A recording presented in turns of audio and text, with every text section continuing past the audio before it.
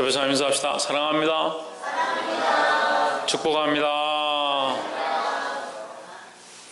예, 교회가 임직식을 하고, 임직식을 하기 전에도 참 은혜스러운, 임직식하고 교회가 참 은혜스럽고 또 다들 기뻐하는 모습들이 참 보기 좋습니다. 더욱 주의 말씀 앞에 서기를 소망합니다. 말씀을 좀 읽어봅시다. 시작. 찢어지는 건물이다. 찢어지는 마음이 아니고 찢어지는 건물이다. 제가 올해 1년 내내 마음이 찢어졌는데 연말에 대해서 좀 마음이 많이 붙고 있습니다. 마저 찢어지지 않도록 기도해 주십시오. 찢어지는 건물이다. 이 어부들에게 건물이라는 것은 생계에 아주 중요한 요소, 다시 말해서 그들의 어떤 젖줄과 같고 생명과 같은 그런 중요한 요소죠. 그런데 이 건물이 찢어졌다 하면 이제 생업은 끝났다, 먹고 살기는 걸러 먹었다, 이제 그런 상황인 거죠. 근데 주님 앞에 이 건물이 찢어지더라, 찢어지는 건물이 예수님 앞에서 나타나더라 하는 거죠. 그럼 왜 예수님은 건물이 찢어지는 축복을 주셨을까? 그것은 그들이 보기에 당장 찢어지는 건물은 저주입니다. 아이고 어쩌노, 내가 지금 먹고 살아야 될 이 건물이 왜 찢어지노? 하지만 그 건물 속에 뭐가 있느냐? 주님 주신 은혜가 있는 거죠. 밤이 맞도록 밤새도록 그들이 고기를 잡으려고 힘썼지만 아무것도 잡지 못했다. 그런데 예수님 말씀을 의지해서 깊은 곳에 가서 그물을 던졌더니 그물이 찢어지는 축복을 주셨다는 거예요. 근데 그물을 찢어지는 것은 우리 기준에는 축복이 아니에요. 사람들이 볼 때는 축복이 아니에요. 집이 무너지는 축복을 주셨다. 그럼 누가 축복이라 하겠습니까? 아파트 잘 살고 있는데 아파트 금이 가는 축복을 주셨다. 그게 무슨 축복이겠습니까?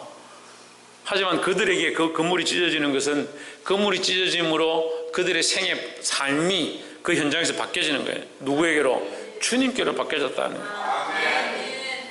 5장 1절에 무리가 옹이하여 하나님의 말씀을 들을 때 예수는 게네사렛 호숫가에 서서, 호숫가에 사람들이 하도 많이 몰려와가지고 이 호수가 너무 크니까 바다처럼 되어 있습니다.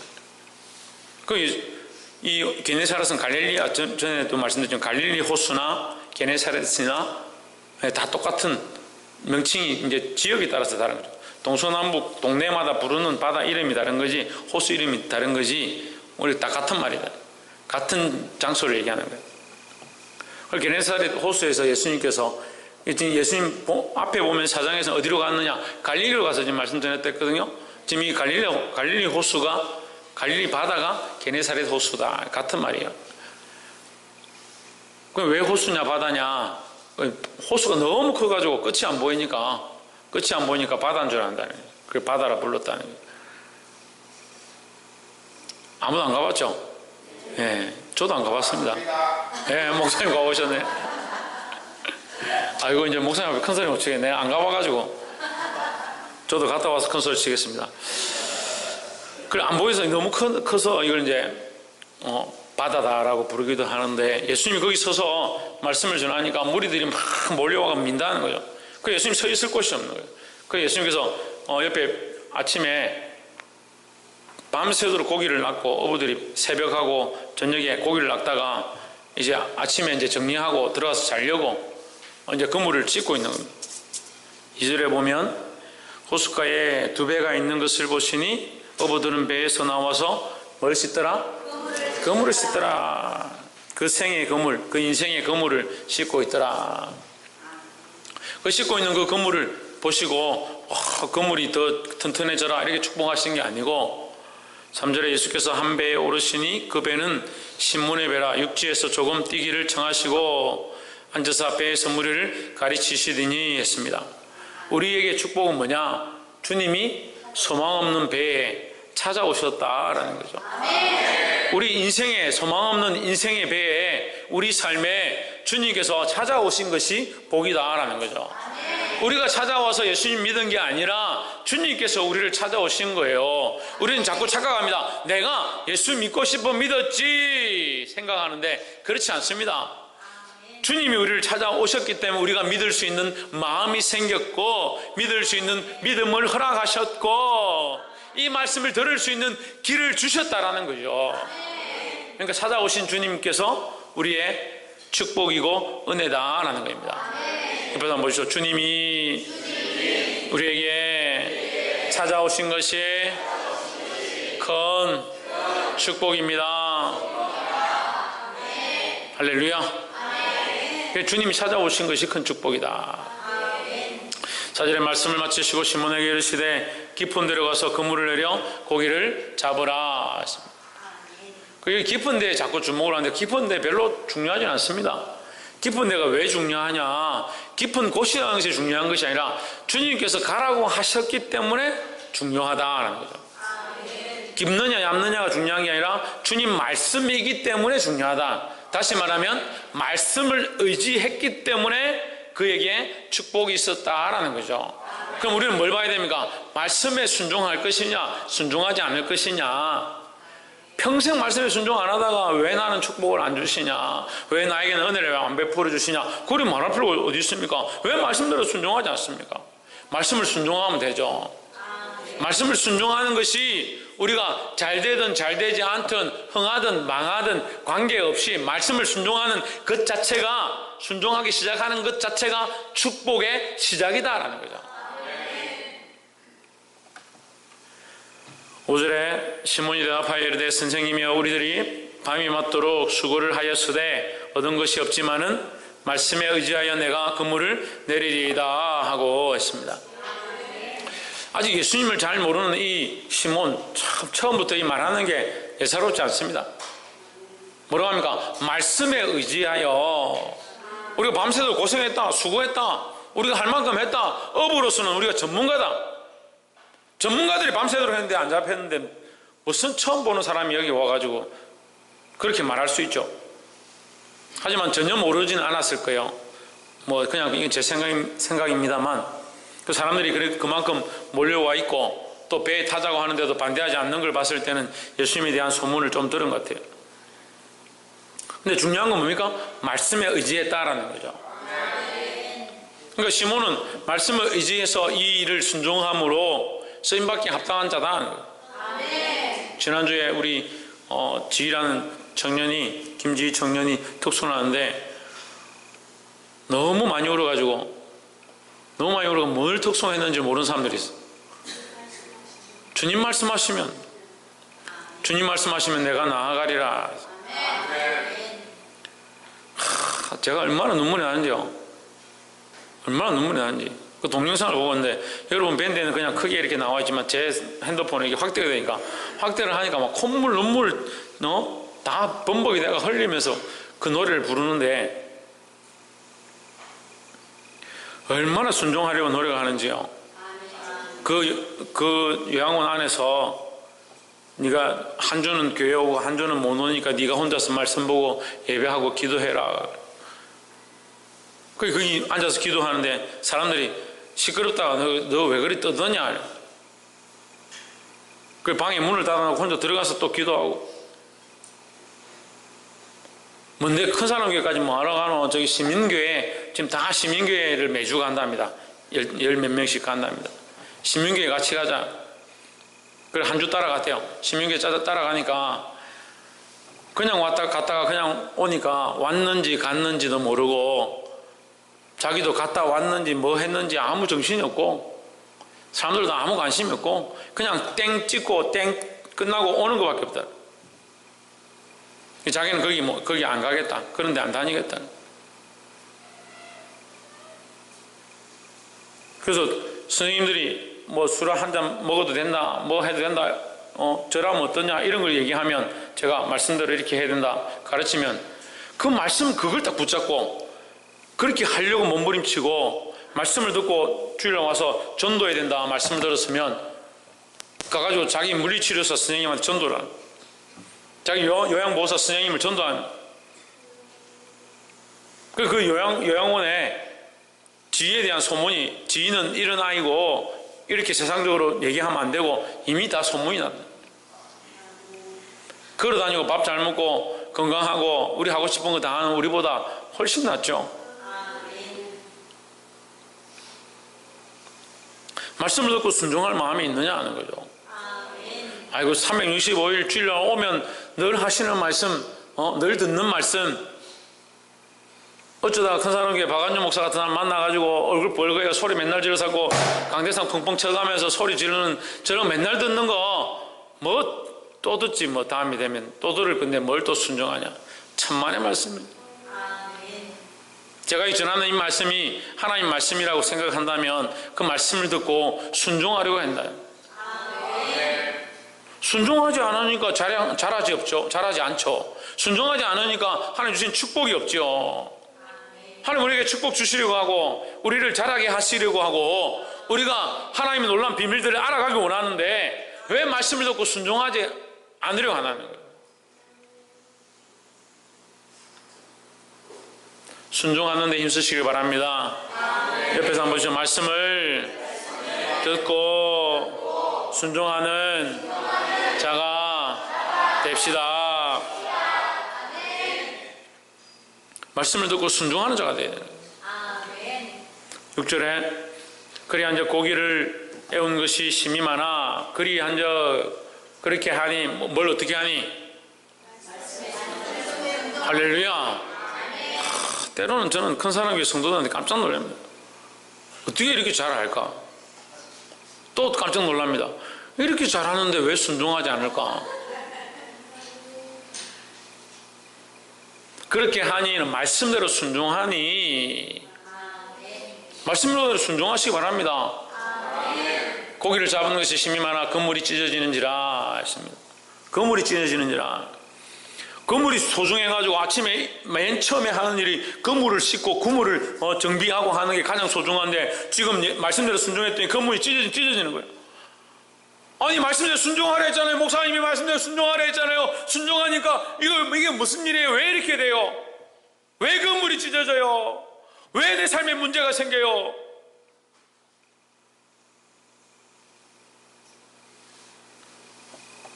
우리는요 그물에 소망이 있는 게 아니잖아요. 우리는 이 땅에 소망이 있는 게 아니잖아요. 그래서 말씀대로 순종하면 우리가 복받고 뭐 잘되고 땅에서 장성하고 그런 것만 바라보는 살합시다. 그리 아니하실지라도 그리고 이 땅에서 우리가 좀 손해본다 하더라도 우리는 확실한 영원한 생명이 있다라는 거죠. 당장 그들이 가지고 있던 귀하게 여기는 그물은 찢어졌지만 7절에 이에 다른 배에 있는 동물 손짓하여 와서 도와달라. 그들이 와서 두 배의 채움에 잠기게 되었더라. 고기가 너무 많아서 그물이 찢어졌다. 그물이 찢어지니까 다른 배에 있는 동료를 오라 해가지고 친구를 오라 해가지고 배에 고기를 채웠는데 고기가 너무 많아서 배가 잠긴다. 저는 이런 광경은 보지 못해서 잘 모르겠는데 고기가 많이 차면 배가 잠길 수도 있습니까? 장로님? 네, 그럴 수 있답니다. 저는 고기를 안 잡아봐가지고 배에 고기가 그만이 고기 한 마리도 잘 안 낚이더라고요. 고기를 낚시를 해봐도 고기가 너무 많아가 배가 깔았네. 배가 잠기게 됐더라. 이걸 뭐라고 합니까? 풍성한 삶이라 합니다. 제가 계속 얘기하고 있죠. 풍성한 삶에 대해서. 그리스도 안에 있으면요 풍성한 삶을 누리는 거예요. 그러면 말씀에 순종했는데 배가 가라앉지 않고 잠기지 않으면 예수 안 믿을 겁니까? 그렇지 않죠. 하나님 채우시는 이 풍성한 삶을 누려야 한다라는 겁니다. 풍성한 삶은요 빈궁해도요 전쟁 중에도요 고통 중에도요 가난한 중에도 얼마든지 누릴 수 있습니다. 어떻게 누립니까? 믿음으로 누립니다. 주님께서 이미 우리에게 주신 은혜, 우리에게 이미 약속하신 소망, 이미 허락하신 건강, 이미 허락하신 우리의 가정, 이것을 가지고 얼마든지 기쁨과 감사함으로 누릴 수 있습니다. 그 가운데 우리가 말씀에 순종하면 하나님께서 더 큰 축복으로 주실 줄 믿습니다. 8절에 시몬 베드로가 이를 보고 예수의 무릎 아래 엎드려 이르되 주여 나를 떠나소서 나는 죄인으로소이다 하니 했습니다. 베드로는 뭘 보느냐? 자신의 죄인됨을 보는 거야. 우리의 이 지각이 좀 문제가 뭐냐면요. 축복을 주면요. 왜 이것밖에 안 주냐 그러고 안 주면요. 왜 나는 왜 이렇게 힘들게 하냐고. 누구만 보는 거예요? 자기를 안 보는 거예요. 자기를 안 보는 거예요. 베드로는 어때요? 자기를 보는 거예요. 자기가 옳다라고 생각했던 게 있었지만 말씀에 순종해서 했다. 그래서 이런 역사가 일어났다. 나는 죄인이다. 뭘 보냐? 자기 자신을 보는 거예요. 자기 자신을. 자기 자신의 부족함을 보는 거예요. 우리는 자꾸 어떻게 봅니까? 상황과 환경과 다른 사람들의 부족함을 보는 거예요. 내가 이만큼 했는데 왜 나에게 이만큼 안 해주냐? 내가 이만큼 순종했는데 왜 나에게 이런 환경이 계속 있느냐? 왜 나의 삶은 여전히 각박하고 살기 힘들고 어려우냐? 자기가 변해야 되는데, 자기가. 내가 그리스도 앞에서, 내가 십자가 앞에서 내가 죄인임을 보아야 하는데, 평생 말씀을 들어도 내가 말씀을 따라 순종할 마음이 없고, 이 말씀은 누가 들어야 되는데? 이 말씀 듣고 누가 좀 순종해야 되는데?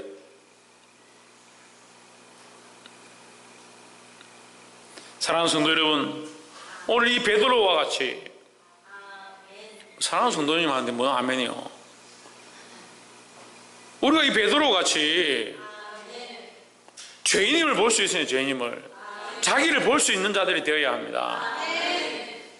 볼 수 있기를 소망합니다. 9절에 이로 자기와 및 함께 있는 모든 사람이 고기 잡힌 것을 인하여 놀라고 했습니다. 자, 이 9절은요 우리에게 이 복음의 신호탄이랍니다. 이것을 복음의 신호탄. 베드로가 자기의 죄인임을 알고 말씀에 순종하고 그렇게 할 때 그가 감당할 수 없는 축복이 주어졌다는 거죠. 그 축복은 어디에 써 있느냐? 베드로의 배를 불린 데 써 있느냐? 그렇지 않죠. 모든 사람이 이 역사와 이 기적을 보고 예수님께 대하여 놀라는 겁니다. 우리가 믿음으로 살고 말씀에 순종하고 하나님 우리에게 축복하시면 이 축복의 역사는 어떻게 나타나냐? 하나님께 영광으로 나타나야 되는 거예요. 근데 자기를 보지 못하는 사람은 어떻게 하냐? 자기가 가져가는 거. 자기가 죄인인 줄 알면 하나님께 영광이 돌아가야 되는데 자기가 가져가는 거. 자기 배 채우기 더 바쁜 거죠. 그래서 어리석은 부자 같은 거예요. 어리석은 부자. 하나님 축복하십니다. 하나님 그의 생업에 축복하십니다. 하나님께 영광 돌리고 하나님께 감사하고 더 주를 위하여 어떻게 쓸까? 더 하나님 기쁘시게 하기 위해 어떻게 해야 될까? 그렇게 해야 되는데 어떻게 합니까? 자기를 위하여, 나를 위하여 곡간 셋을 더 짓고 곡간을 더 짓고 자기를 위한 생각밖에 안 하는 거예요. 근데 베드로는 어때요? 이런 축복을 주신 것들 보고 뭐라고 합니까? 나는 죄인이다. 자기 죄인인 걸 보는 거죠. 근데 그에게 주어진 이 축복을 인해서 어떤 역사가 일어납니까? 복음의 시작입니다. 복음의 흩어짐이 퍼져나감이 일어났다는 이 베드로가 그 축복을 받고 나서 그 축복을 보는 사람마다 놀랐다는 누구의 영광이 가느냐? 예수님께 영광이 가고 예수님을 통한 이 복음이 시작되어지는 겁니다. 할렐루야. 말씀을 순종하고 자기의 죄인됨을 알므로 하나님 주신 축복 안에서 많은 사람을 주님 앞으로 이끄는 자들이 되기를 주의 이름으로 축복합니다. 10절에 세베대의 아들로서 시몬의 동업자인 야고보와 요한도 놀랐음이라. 예수께서 시몬에게 일러 가라사대 무서워 말라 이제 후로는 내가 사람을 취하리라 하시니 했습니다. 할렐루야. 그리고 5장 10절은 복의 복이다. 네, 시몬 베드로에게 축복이 임했죠. 그것을 보고 사람들이 놀랬죠.